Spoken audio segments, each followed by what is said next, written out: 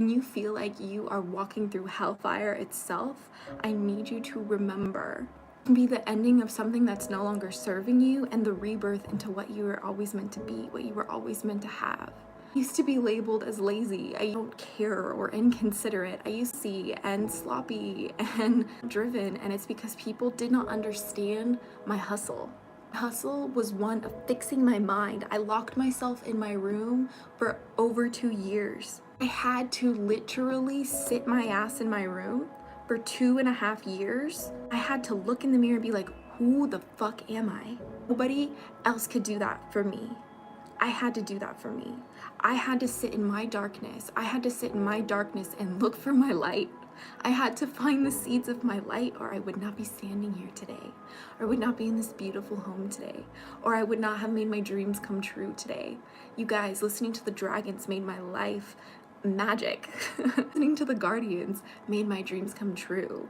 And practicing dragon magic has manifested me the life way beyond my imagination. We have to lean into that hardship sometimes and allow ourselves to be lost and allow ourselves to be anxious and depressed and angry and traumatized. We have to allow ourselves to walk through this. There's no healing without hate, my darlings. If you don't go through that cycle, you'll never kill off what needs to be killed for you to be reborn. Who I was before I left this channel, I hated her.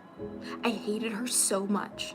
I did not want to be alive. I did not like the way I looked. I did not like the way I ate. I did not like the friends I had. I did not like the relationship I had. Even though I was with the same person, I didn't like how I was showing up in this relationship.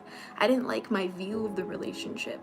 I didn't like where I was living. I didn't like my family. I didn't like myself. Or I could be like, how do I get better? How can you show up in a way that feels more authentic to you, my darling? That is what matters. Same people who used to say I was lazy, who used to say I had nothing going for myself, who used to say that I was a freeloader, are now the people asking me, how did I do it? Are now the people singing my praises? Are now the people saying, I'm so proud of you? See how that works. You think that you're cringy, everyone's gonna think that you're a weirdo, everyone's gonna think that you're a failure until it actually fucking works. Because I chose to not take no for an answer.